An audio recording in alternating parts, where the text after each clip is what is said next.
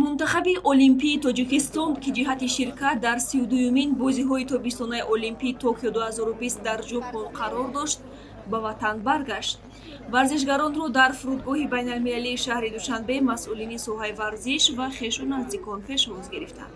ёдовар мешавем, ки ҳайати Олимпии Тоҷикистон аз 10 варзишгар Баҳодур Усмонов, Шаббос Нигматуллоев, Сиёҳуш Зуҳуров дар навъи бокс, Сомон Маҳмадбеков, Акмал Муродов, Комилшои Уступирён, Темур Раҳимов дар навъи ҷудо, Анастасия Тюрина, Олимҷон Ишанов дар намуди шиноварӣ ва Илдар Аҳмадиев дар навъи варзиши сабук иборат буд, ки ба ягонтои онҳо дарёфти натиҷаҳои назаррас мушарраф нагардид.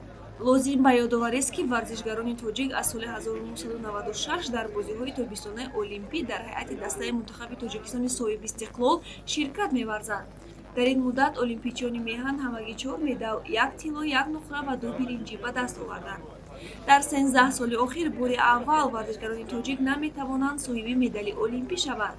дар бозиҳои олимпии соли 2008 Юсуф Абдусаломов аз рӯи куштани тарзи озод дар вазни 84 кило медали нуқра соҳиб шуда буд. Медали биринҷиро бошад Расул Боқиев дар риштаи ҷудо дар вазни 73 килограмм ба даст овард. соли 2012 дар бозиҳои 30-юми тобистонаи олимпӣ дар Лондон Мавзуна Чориева дар риштаи бокс дар вазни то 60 кило барандаи медали биринҷӣ гардид.